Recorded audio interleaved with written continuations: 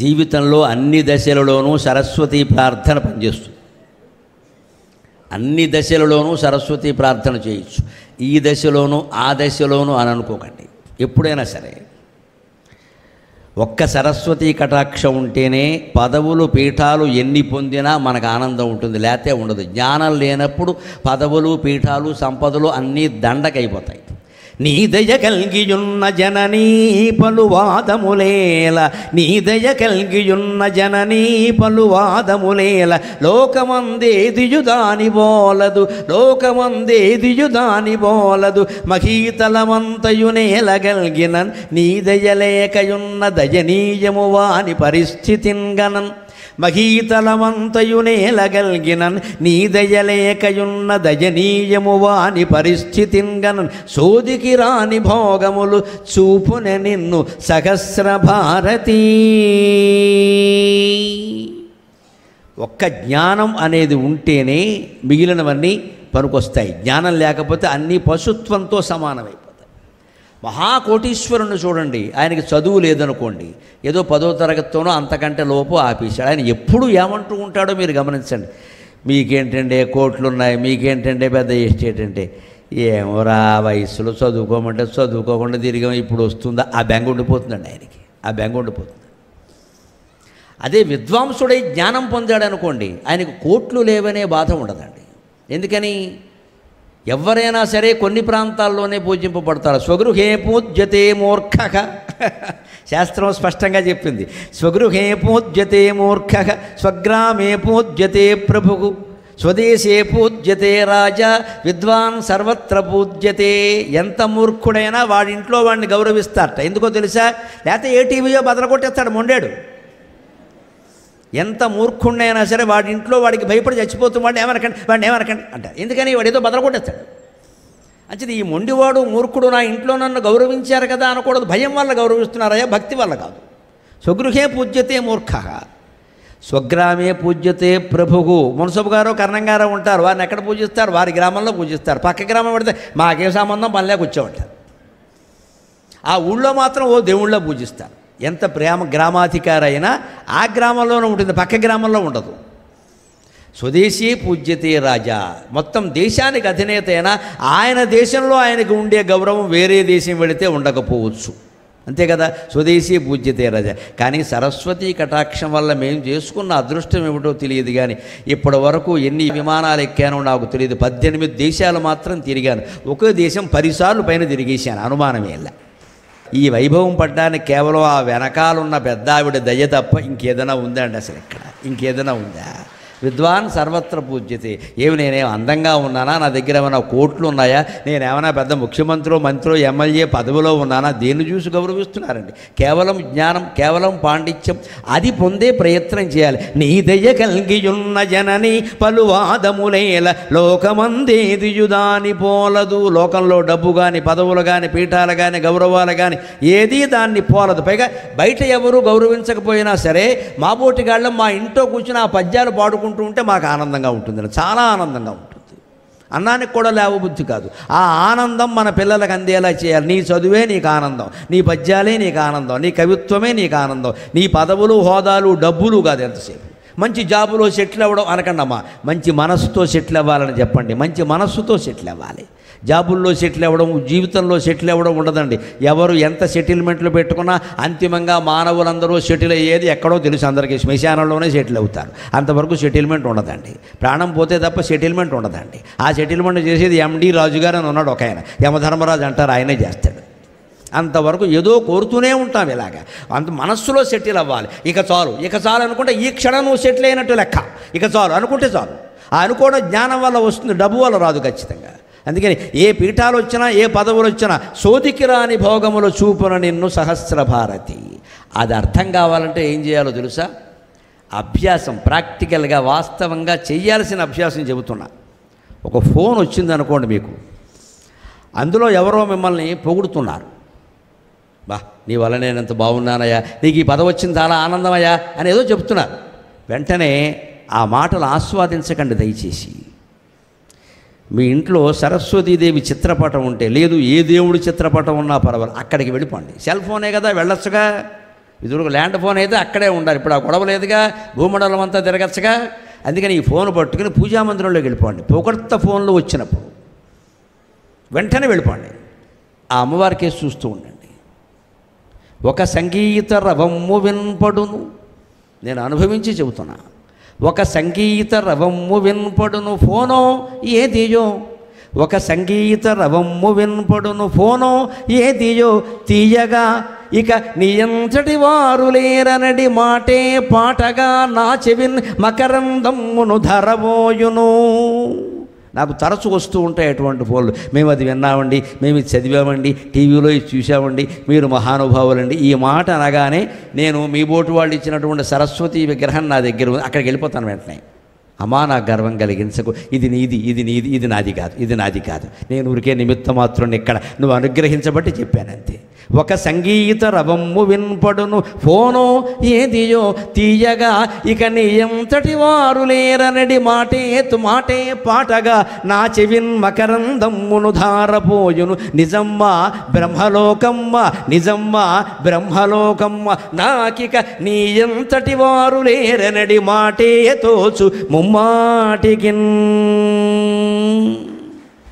ఎవ్వరు డబ్బు విషయంలో, సౌందర్యం విషయంలో, పాండిత్యం విషయంలో, జ్ఞానం విషయంలో, పదవుల విషయంలో, ఏ విషయంలో మనని పొగుడుతూ మాట్లాడినా వెంటనే సెల్ ఫోన్ అనే అవకాశం ఉంది కాబట్టి పూజామందిరంలోకి వెళ్ళిపోవాలి. మన ఎలవేలుపు దగ్గర, మన ఇష్టదైవం దగ్గర నుంచోవాలి. మా ఎలవేలుపు నా ఇష్టదైవం సరస్వతీదేవి కాబట్టి నేను ఈ పద్యం వల్ల, మీ ఎలవేలుపు ఎవరైనా పర్వాలేదు, అక్కడికి వెళ్ళిపోవాలి. స్వామి కృష్ణ పరమాత్మ, ఇది నీదయ్యా, నాది కాదయ్యా, నా వారెవరో నన్ను పొగుడుతున్నారు, నాకు తెలియదయ్యా, ఇది నీదయ్యా, నీ దయవల్ల నేనున్నా అంటే ఎప్పుడూ జీవితం నిగర్వంతో నిరహంకారంతో హాయిగా ఉంటాం, హాయిగా ఉంటాం. మనం ఈ గోతులో ఎలా పడిపోతూ ఉంటామంటే వాడు ఎవడో పొగడగానే, అవునయ్యా మన విజయనగరంలో కూడా అదే అన్నారు, విజయనగరంలో చాలామంది చాలా అన్నారు, ఇది చెప్పడం అది చెబుతాడు. ఇక్కడ చాలామంది చాలా అంటారు, అవన్నీ చెబుతాడా? మనం పొగిడినవే చెప్పుకుంటాం, ఇక్కడ చిట్టినవి చెప్పం. ఇదో నాటకం ఇక్కడ. అంటే నువ్వు పొగిడింది సరిపోలేదు, ఇంకా 10 మంది చేత పొగిడించమని. అసలు నా గురించి ఎవరికి తెలియటం లేదయా, ఇదో పెద్ద గొడవ ఇక్కడ. ఏంటి తెలుసుకుని చేసేది ఇక్కడ? ఏదైనా ఒక్క చెడ్డ జరిగింది అంటే తెలవడం ఎవరికి ఇష్టం ఉండదు కదండి. మరి మంచి జరగగానే అంత తాపత్రయం ఎందుకు పడిపోతూ ఉండే? శుభం జరగగానే ఇదే మనస్సులో దుఃఖానికి కారణం. శుభాశుభాలు సమానంగా తీసుకోలేకపోతున్నాం. ఏది ఎవరికి తెలవాల్సిన అవసరం లేదు, తెలిస్తే తెలవని లేతే లేదు, మనం చెప్పక్కల్లా. అంచేత సంగీతరవం అంటే ఏమిటి? ఇప్పుడు ఫోన్లో రకరకాల పాటలు వస్తున్నాయి. పూర్వం మొదట్లో ల్యాండ్ ఫోన్ ఉన్నప్పుడు కేవలం మ్యూజిక్కే, లేదా సెల్ ఫోన్ వచ్చా కూడా కొంతకాలం మ్యూజికే, మన ఇష్టం వచ్చిన పాట పెట్టుకునే అవకాశం ఈ మధ్యలో వచ్చింది, కానీ పూర్వం లేదు. కేవలం ఏదో సంగీతం వచ్చేది, రకరకాల మ్యూజికల్ టోన్స్. ఆ రోజుల్లో నేను అల్లిన పద్యం ఇది. ఫోన్ మోగుతుంది, ఏదో సంగీతరవం వినపడుతుంది, వెళ్ళి తీస్తాను. వారెవరో ఏమంటారంటే నీ ఎంతటి వారు లేరు అంటారయ్యా. ఆ మాట పాటగా నా చెవిన్ మకరందమ్మును ధారపోయును. ఏదో చెవుల్లో తేనె పోసినట్టే ఉంటుందమ్మా ఆ మాట. ఎక్కడ నోట్లో తేనె పోసినట్టుగా చెవులో తేనె పోసినట్టు ఉంటుంది. నిజమ్మా బ్రహ్మలోకమ్మ, ఓ బ్రహ్మలోకంలో ఉండే తల్లి, అది నిజమేనా? నాకు మాత్రం ఏమనిపిస్తోందంటే, నాకిక నీ ఎంతటి వారు లేరనడి మాటే తోచు ముమ్మాటికి, నీ దయ ఉండడం వల్లే నేను ఇలా ఉన్నా అని ఎప్పటికప్పుడు అమ్మవారి ఫోటో ముందు నుంచి నిరాడంబరంగా నిరహంకారంగా నమస్కారం చేసుకోవాలి. అంతేకాదు, ఏకాంతంగా ఉన్నవాడు, ముఖ్యంగా పెద్దవాళ్ళ కోసం, 70 ఏళ్ళు దాటిన వాళ్ళ కోసం ఒక్క మాట చెబుతున్నా. 70 ఏళ్ళు దాటాక ఇంట్లో వాళ్ళు కూడా పట్టించుకోరండి. మన సంపదలన్నీ తీసుకుంటారు, వాడుకుంటూ ఉంటారు. పలకరించడం కూడా కష్టమైపోతుంది. ఈ రోజుల్లో మరీ దారుణంగా ఉంది పరిస్థితి. పైగా ఏమంటారంటే, నీ ఏజ్ గ్రూప్ వాళ్ళు ఉంటారమ్మా వృద్ధాశ్రమంలో పెట్టేరా అంటారు. తత్వశాస్త్రం తెలుసున్నవాడు ఎవడు ఇలా మాట్లాడు. పైగా 70 ఏళ్ల వాళ్ళతో మాట్లాడాలంటే మనం ఏం చేయాలో తెలుసా? యువతీ యువకుల కోసం చెబుతున్నా, మనకి 70 ఏళ్ళు అనుకుని మాట్లాడాలండి, అప్పుడు సాధ్యపోతుంది. 7 ఏళ్ల పిల్లాడితో మనం మాట్లాడుతున్నాం అనుకోండి, మనకి 7 ఏళ్ళు అనుకుని మాట్లాడాలండి. పిల్లాడితో మనం మాట్లాడాలంటే 7 ఏళ్లే అనుకోవాలి, వాడి వయస్సు ఎంతే మన వయస్సు ఎంతే. అలాగే 70 ఏళ్ళు దాటిన వాడితో మనం మాట్లాడుతున్నాం, మనకు కూడా 70 ఏళ్ళు వచ్చాయి అని ఊహించుకుని మాట్లాడాలి. మనం ఏదో సినిమా హీరోయిన్ అనుకుని మాట్లాడకూడదు. అక్కడ వెంటనే వాడు లోకుగా కనపడతారు. కానీ ఇవాళ ఈ దుఃఖం వృద్ధులందరినీ పట్టి పీడిస్తోంది. ఒంటరితనం వచ్చేసింది, పెద్ద వయస్సు వచ్చేసింది, అవయవాలు పట్టు తప్పేసాయి. ధాతుషు క్షీయమాణేషు శమ కశ్యన జాయతే. ధాతువులన్నీ క్షీణిస్తూ ఉంటే ఇక శాంతం కాకపోతే ఇంకే ఉంది. ఆ వయస్సులో అనుకోవలసింది ఏమిటంటే, భగవన్నామస్మరణ. మంచంలో ఉన్నా సరే, ఒక్కళ్ళం గదిలో ఉన్నా సరే, ఏదో ఒక దేవుడు విగ్రహం, అందులో మీకు ఇష్టమైన ఎలవేలుపు విగ్రహం, కృష్ణుడు, రాముడు, శివుడు, సరస్వతి, లక్ష్మీదేవి, పార్వతీదేవి, ఎవరైనా పర్వాలేదండి.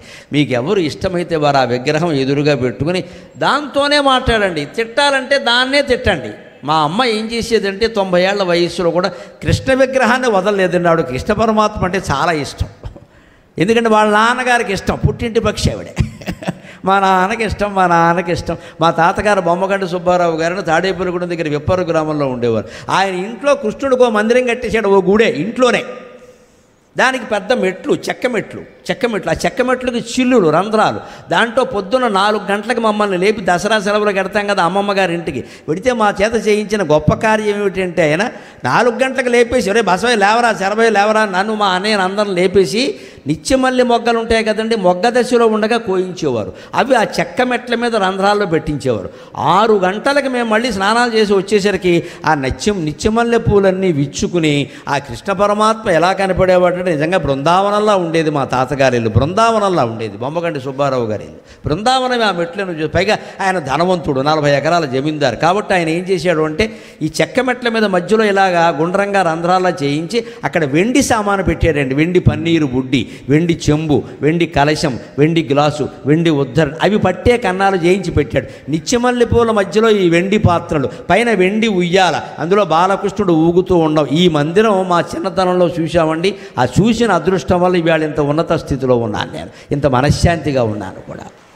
పిల్లలకి తెల్లారకట్ట లేపి ఆ దైవతార్చన, ఆ పువ్వులు అక్కడ పెట్టడం, నమస్కారం పెట్టడం, ఆ అందాన్ని చూడడం అలవాటు చేయాలి. అవసరమైతే ఇప్పుడు వాళ్ళ సరదా ప్రకారం ఓ ఫోటో తీసుకోమనండి, పర్వాలేదు, గుర్తుగా ఉంటుంది. ప్రమాదం ఓ సెల్ఫీ దిగుతానంటే దిగమనండి, వాడు గొడవ వాడిది. కానీ మనకి పూజ అలవాటు అయింది కదా. అంతగా కృష్ణుడిని ప్రార్థించడం వల్ల ఆవిడది మర్చిపోలేక ఎదురుగా పెట్టుకున్న కృష్ణ విగ్రహాన్ని ఏమొచ్చినా సరే కృష్ణుడే. పైగా కోపం వస్తే ఒకసారి వీడే మా నాన్నని చంపుకు తిన్నాడు అనేది, కోపం వస్తే కూడా వీడు పైగా అమ్మ దేవుణ్ణి అలా అంటున్నాడు, చంపుకు తిన్నాడురా. నిజంగా ఆయన పడ్డాడండి దుఃఖం. 13 మంది సంతానంలో మొదటి సంతానం మా అమ్మ, చివరి సంతానం మా మామయ్య బొమ్మగంటి సీతారామయ్య గారిని ఇప్పటికీ విప్పరులో ఉన్నారు మహానుభావుడు, 86 ఏళ్ల వయస్సు. ఈ ఇద్దరూ తప్పితే మధ్యలో అందరూ పోయారమ్మా. ఎంత దుఃఖం పడుంటాడు ఆ బ్రాహ్మడు. ఈ 13 మందిలో ఇద్దరే మిగిలారు. అంచెముల లబ్ధము ఈజుకొల్టు మధ్యముల నష్టం అని మొత్తం అందరూ 11 మంది పోయారు. 13 మందిని కన్నాక భార్య పోయింది. 40 ఏళ్లకే 11 మందిని కంది మా అమ్మ పోయింది. ఆవిడ భార్య పోయింది. పిల్లల పెంపకం కోసం మళ్ళీ ఆయన పెళ్లి చేసుకోవాలి, ఆయనే పెంచుకున్నాడు పాపం. కానీ ఈ ఇద్దరే మిగిలారు, 11 మంది పోయారు. ఒక అమ్మాయికి పెళ్లి చేశాక పెళ్ళైన 2 ఏళ్లకు పోయింది ఆవిడ. ఎంత దుఃఖం పడి ఉంటాడు. ఆ దుఃఖానికి తట్టుకోలేక మా అమ్మ ఎవరిని తిట్టేదంటే కృష్ణుడినే తిట్టేది. ఈయనే ఇలా చేశాడు, కొలిచి మా నాన్న చచ్చిపోయాడు అని. కానీ ఆవిడ ఏ మాట అన్నా కూడా నాకు ఎలా ఉండేదంటే కృష్ణుడి మీద భక్తి అనేది. అది సరిగ్గా భాగవతంలో చెప్పిన మాట. కామోత్కంఠత గోపికల్ భయమునన్ కంసుండు వైరక్రియా సామగ్రిన్ శిశుపాల ముఖ్య నృపతులు సంబంధులై విష్ణులను ప్రేమన్ మీరలు భక్తినేము ఇద చక్రిన్ గంటిమి ఎట్లయిన ఉద్దామధ్యాన గరిష్ఠుడైన హరిచందన్ వచ్చు ధాత్రీశ్వరా. నువ్వు భయంతో ప్రార్థించినా పర్వాలేదు, శత్రుభావంతో తిట్టినా పర్వాలేదు, కామవాంఛతో ప్రార్థించినా పర్వాలేదు, ఏం బాధతో ప్రార్థించినా పర్వాలేదు, ప్రేమతో ప్రార్థించినా పర్వాలేదు, లేకపోతే మా బంధువండి, మా మేనోళ్ళండి, మా తోడోళ్ళండి అన్నా పర్వాలేదు, ఏదో ఒక భావంతో ఎప్పుడూ భగవంతుడిని ప్రార్థిస్తూనే ఉండాలి. అంచేది వృద్ధాప్యంలో కూడా ఉన్న వాళ్ళకి నేను అందులోనే ప్రవేశించబోతున్నాను కాబట్టి నేను ఇచ్చే సలహా ఏమిటి అంటే ఎవ్వరూ మనకి తోడుండాలని కోరుకోవద్దండి. ఊరికే వచ్చిన వాళ్ళు వెళ్ళిపోతారు, అప్పుడే వెళ్ళిపోతావా ఇంకో గంట కూర్చో అనకూడదండి. అది బాలహీనత. వాళ్ళని ఉండమని అనద్దు, వెళ్ళమని అనద్దు. ఉంటే ఉండనండి, వెళ్ళిపోతే వెళ్ళిపోయానండి. ఎవరిని ప్రార్థించాలి? నీ ఒక్కర్తవ్య చాలును, నీ ఒక్కర్తవు కాక వేరొకరు నన్నీ భీకరై కాంతవాసావర్తమ్ముల నుండి కావగలరా అబ్జాసన ప్రేయసీ. నీ ఒక్కర్తవు కాక వేరొకరు నన్నీ భీకరై కాంతవాసావర్తమ్ముల నుండి కావగలరా అబ్జాసన ప్రేయసీ. భావోద్వేగ మహాప్రపంచముల దెబ్బల్ చాలునా తల్లి, భావోద్వేగ మహాప్రపంచముల దెబ్బల్ చాలునా తల్లి. నీవావిష్కారము సేయుమింక, నీవావిష్కారము సేయుమింక భవదీయ ప్రేమలోకమ్ములన్. ఏకాంతంగా ఉండవలసి వస్తే, వృద్ధాప్యం ముసురుకుని వస్తే చేయవలసిన ప్రార్థన ఇది సరస్వతీమాతని. నీ ఒక్కర్తవు కాక నువ్వు, నీ రూపం, నువ్వు ప్రసాదించిన ఏకాత్మ జ్ఞానం తప్పితే నన్ను ఎవరైనా కాపాడగలరా?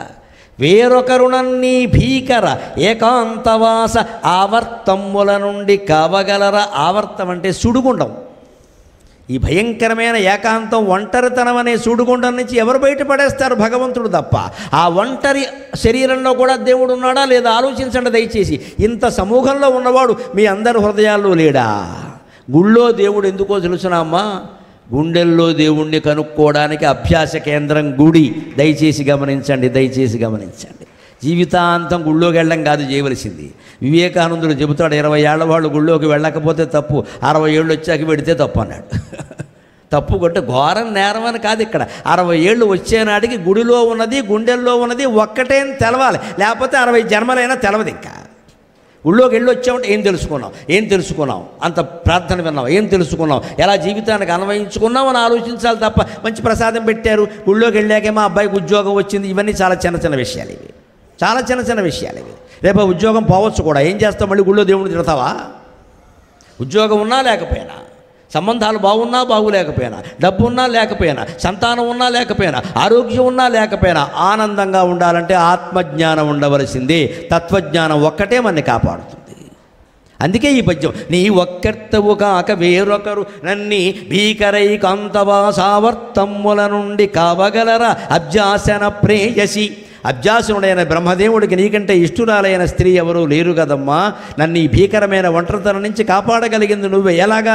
భావోద్వేగ మహాప్రపంచముల దెబ్బలు చాలు నా తల్లి. ఇంతవరకు భార్యని, భర్తని, పిల్లలని, మనవాళ్ళని, మనవరాళ్ళని, శుభకార్యాలని, అశుభకార్యాలని, ఏదైనా మంచి జరిగితే నవ్వి, చెడు జరిగితే ఏడ్చి పగిలిపోయిందమ్మా, గుండె పగిలిపోయింది, శరీరం అవిసిపోయింది. అలసితి సొలసితి అంతట నీశరణిదేజొచ్చితి అంతర్యామి అలసితి సొలసితి అని మంచంలో ఉండి కూడా భగవంతుడిని ప్రార్థించవచ్చు. వృద్ధాప్యం వరం, మంచంలో ఉండడం వరం.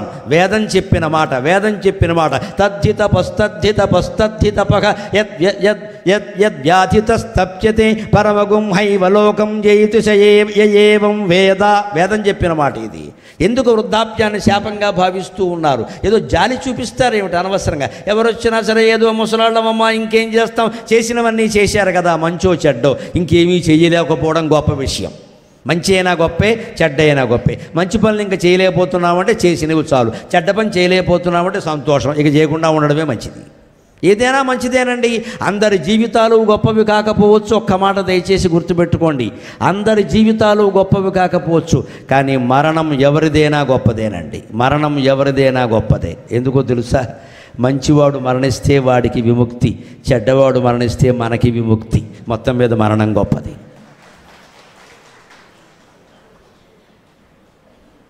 వారి జీవితం గొప్పదా, వీరి జీవితం గొప్పదా అంటే మనం చెప్పలేము. ఎవ్వరు మరణించినా గొప్పదే. వాడు మంచివాడైతే అది వాడికి విముక్తి. ఈ దిక్కుమాలిన ప్రపంచంలో ఉండకుండా వెళ్ళిపోయాడు, సంతోషం. శ్రద్ధాంజలి చూసి ఆనందించండి అంతే. ఫోటోలు చూసి అయ్యో అప్పుడే పోయాడే అనొద్దు, అమ్మాయ పోయాడు సంతోషం, అంతే అయిపోయింది. వాడు మంచివాడైతే వాడికే విముక్తి అండి. మంచివాళ్ళు ఈ ప్రపంచంలో ఉండలేరమ్మా. నీలాపనిందలు వేసి పాడు చేసేస్తారు. శ్రీరాముడిని తిట్టారు, శ్రీకృష్ణుడిని తిట్టారు. మేము లెక్క